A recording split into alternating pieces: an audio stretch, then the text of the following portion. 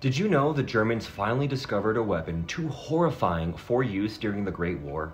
Even after being the first to use unrestricted submarine warfare, poisonous gas, the flammenwerfer, which is a one-man flamethrower, and more on their adversaries. In 1918, American soldiers brought this shotgun to the front. Welcome back to the US Marines channel, and today we'll tell you everything you need to know about the shotgun, the forbidden weapon of World War I. The combat shotgun has more in common with the shorter blunderbuss than the sporting shotgun, which can be traced back to the fowling piece, a development of the smoothbore musket.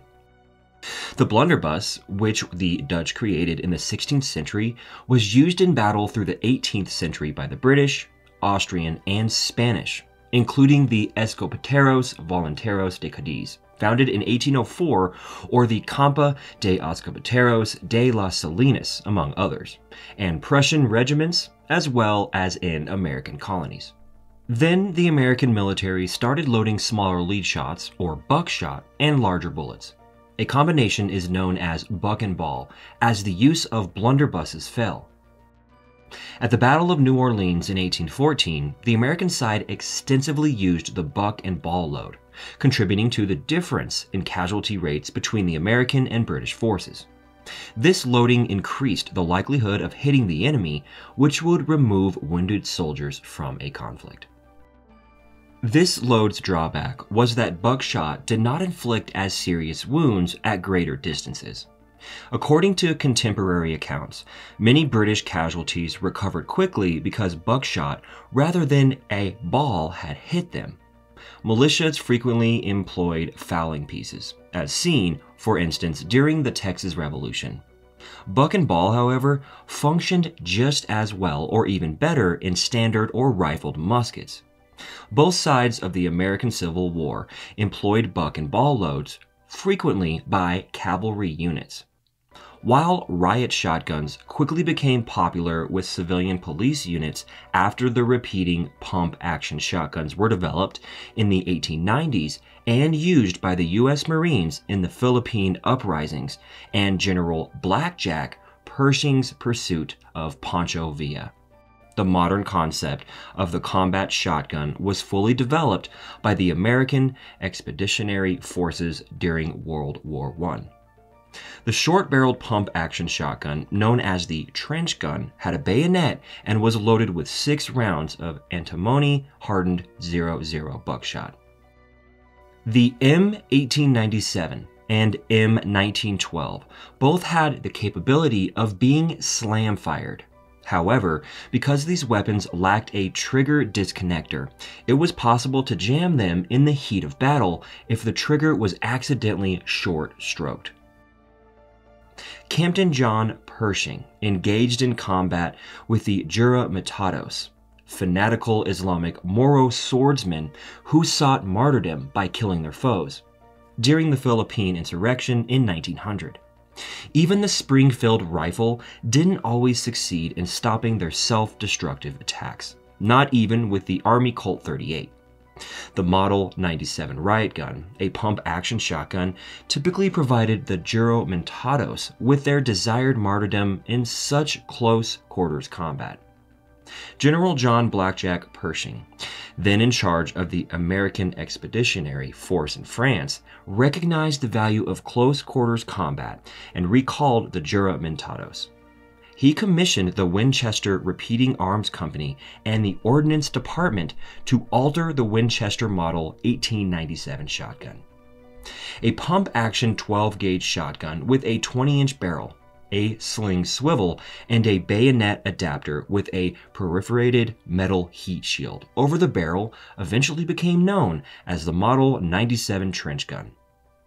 The bayonet barrel might become too hot to hold without the heat shield. The trench gun could hold 6 shotgun shells when it had 5 in its tubular magazine and 1 in the spout, chambered. Normal cartridges with a cardboard tube and a brass base weren't suitable for the harsh conditions at the front.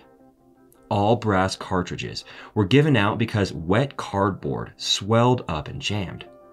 900 double-aught buckshot pellets each measuring 8.4 millimeters in diameter, were contained in each two 3.5-inch shell, 0.33 inches.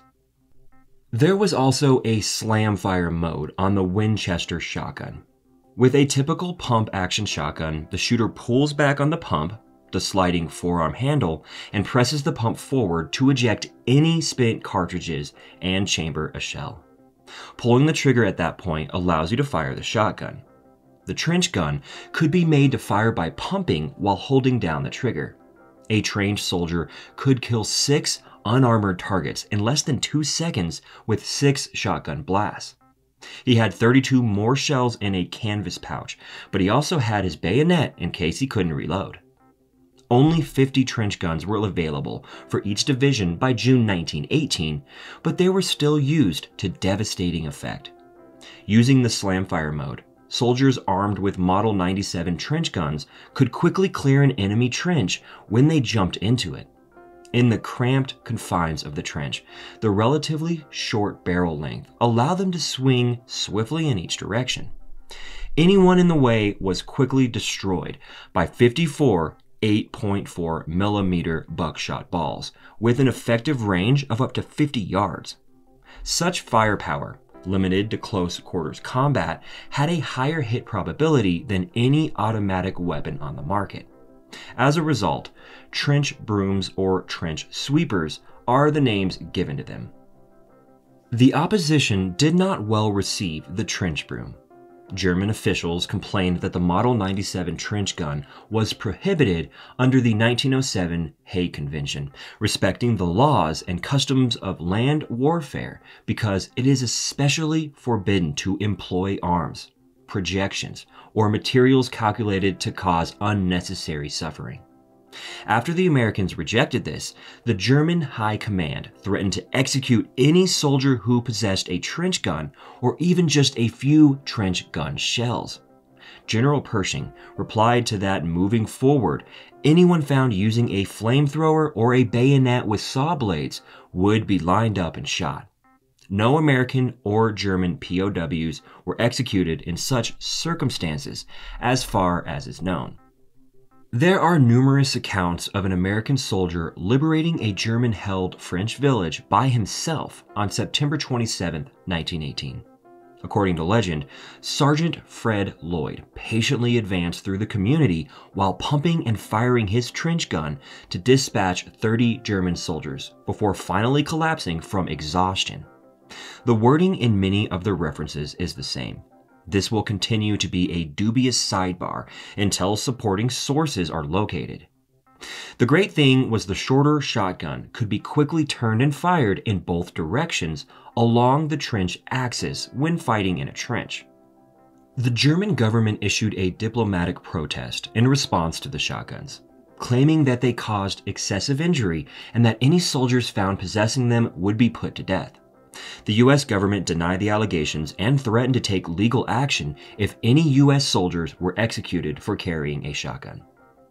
Pump and semi-automatic shotguns are currently issued to all U.S. military branches.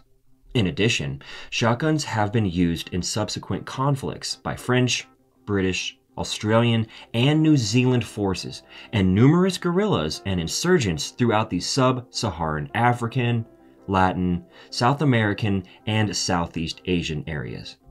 During World War II, the U.S. Army accepted 6 different shotgun models, with the M97 and M1912 being the most widely used. The way shotguns were transported when using a shotgun in the Pacific Theater was a drawback. Shotguns were typically carried in small rifle pouches that could only hold around 30 rounds when worn vertically. Submarines used vintage SL-3 grenade vests from World War I to carry the shells, but it was difficult to find these vests. Modified bandoliers and other items that were on hand or could be improvised were also used. Paper-hulled shot shells were another drawback because they would swell in a wet or muggy environment and would not fit into the chamber even after drying out. Later, wax was added to commercial paper hulls to make them waterproof, but during combat, the heat from rapid firing would melt the wax, frequently resulting in a jammed gun. until the introduction of plastic shot shell holes. In the early 1960s, military issue shot shells were typically made entirely of brass to avoid these problems. And there you have it, everything you needed to know about why the shotgun was the forbidden weapon of World War I. Would you have been terrified of this trench sweeper if you were a German soldier? Let us know your thoughts on it in the comments section. Also, be sure to like the video and subscribe so you don't miss out on any of our upcoming content. Thanks for watching.